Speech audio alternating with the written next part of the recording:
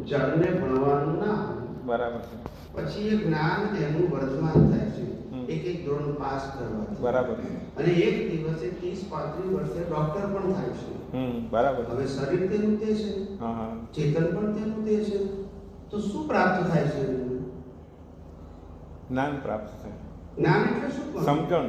એ દેખાતી નથી હતું, પણ એ એક્શનમાં એનો વર્તનમાં આવે. ખ્યાલ આવ્યો? એવું આ અહીંયા આગળ લૌકિક જ્ઞાન વર્તમાન થાય છે, એવું અહીંયા આધ્યાત્મિક જ્ઞાન છે. જ્યારે એને આ જગતનું જ્ઞાન શૂન્ય સમજાય ત્યારે પોતાનું પૂર્ણ જ્ઞાન પૂર્ણ થાય છે. પૂર્ણનો મતલબ થયો આ જગતમાં હું નથી અને મારું નથી, અને જે જગત છે એ આખું કુદરતનું છે. બરાબર. એટલે મારો સબ્જેક્ટ શું થઈ ગયો? એનું નામ મુક્તિ. હા, એનું નામ મુક્તિ. બરાબર. ખ્યાલ?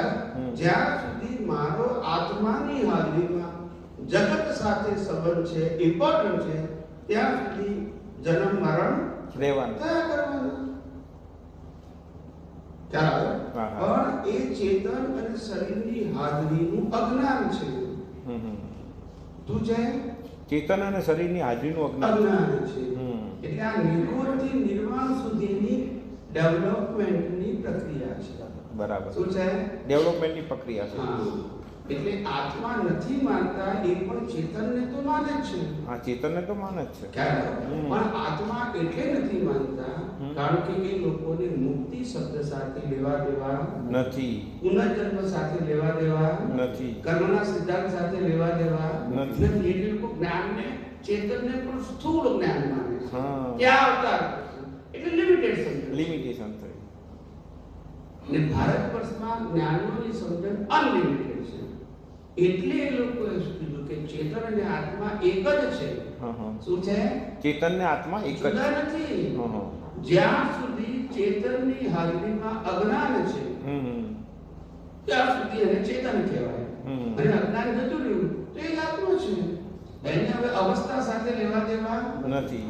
હવે ક્યાં રહી ગયો? હા, આ પ્રશ્ન છે. એટલે ચેતન ત્યાં સુધી છે જ્યાં સુધી અજ્ઞાન છે. હા, જ્યાં સુધી અજ્ઞાન છે. ચેતન અને અજ્ઞાન શબ્દ બે સાથે એટલા માટે મૂક્યો, ચેતન અને અજ્ઞાન, કારણ કે એ જે અજ્ઞાન શબ્દ મૂક્યો એટલે હજુ ચેતનની હાજરીમાં રિલેટિવ સત્યની વેલ્યુ છે. હા, બરાબર. ક્યાં? હા, બરાબર છે. એટલે કે આ અજ્ઞાન રહ્યું ક્યાં? ચેતન તો અનંત જ્ઞાન વાળો છે, તો પ્રતિષ્ઠિત આત્મામાં અજ્ઞાન રહ્યું ક્યાં? ક્યાં? તો કે જ્યાં સુધી ચેતનની હાજરીમાં ચેતન સિવાયની વસ્તુ કુદરતી રચના છે, કુદરતી કાનૂન છે, અને તત્વથી 5 તત્વોની અવસ્થા બની છે, એ નહીં સમજાય ત્યાં સુધી અજ્ઞાન રહેવાનું. હા, અજ્ઞાન રહેવાનું. બરાબર છે. ત્યાં સુધી ચેતન રહેશે, અજ્ઞાન રહેશે, જન્મ મરણ રહેશે. આત્માની અનુભૂતિ નહીં થાય. બસ. હવે ખ્યાલ આવ્યો? હા. એટલે ચેતન અને આત્મા બે જુદા નથી. ચેતન ને આત્મા બે જુદા નથી. જુદા નથી, એક જ છે. હા, પણ અજ્ઞાન થશે ત્યાં સુધી ચેતન. હવે સમજી ગયા. કુંવારા અને પડેલા બે સ્ટેટસ નથી, એક જ છે. સ્થિતિ બદલાય છે. હા, બરાબર છે. ના બદલાય.